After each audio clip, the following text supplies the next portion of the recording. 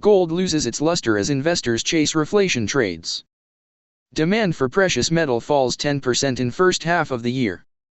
Investors swapped gold for assets tied to the post-pandemic economic recovery in the first half of the year, leading to a 10% drop in demand for the precious metal, according to a new report. The World Gold Council said the decline was driven by gold-backed exchange-traded funds, which had 129 tons of net outflows in the 6 months to June, the biggest decline since 2014 as investors become less bullish about the metal and back reflation trades. While sentiment towards gold picked up in the second quarter and consumer buying increased, it was not enough to offset the heavy outflows seen earlier in the year, and gold demand fell 10% year-on-year in the first half of 2021 to 1,833 tons, the report said. Gold has continued to disappoint, failing to ramp up despite rising concerns about inflation and fears about a slowdown in growth due to the spread of the more contagious Delta variant of coronavirus. Gold has usually been viewed by investors as a hedge against broad-based price rises. After rising to a year high of $1,916 a troy ounce in May, it has fallen back to $1,827. Year to date, the metal is down 6% and remains adrift of its record high of above $2,000 reached nearly a year ago.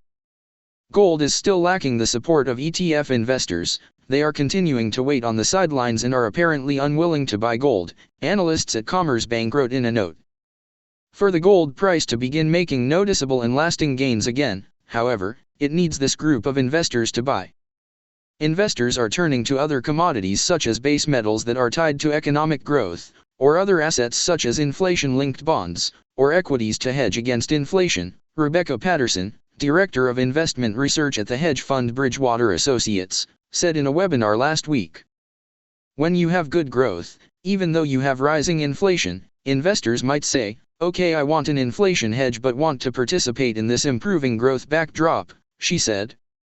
So having a more diversified basket of commodities, along with the gold, you are going to be able to participate in that reflationary environment.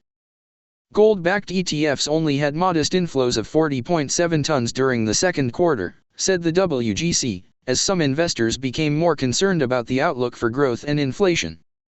Consumer demand for gold in the form of jewelry, gold bars, and coins has rebounded this year, the report said. It added that central banks remain strong buyers, purchasing a net total of 333.2 tons of gold in the first half of the year, 39% or above the 5-year average for the period, driven by Thailand, Hungary, and Brazil.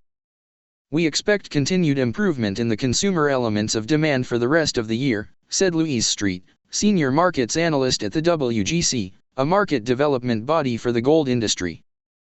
And while ETFs will most likely not repeat the record performance of 2020, the need for effective risk hedges and the continued low-rate environment supports our view that investors will add to their strategic allocations throughout the rest of the year.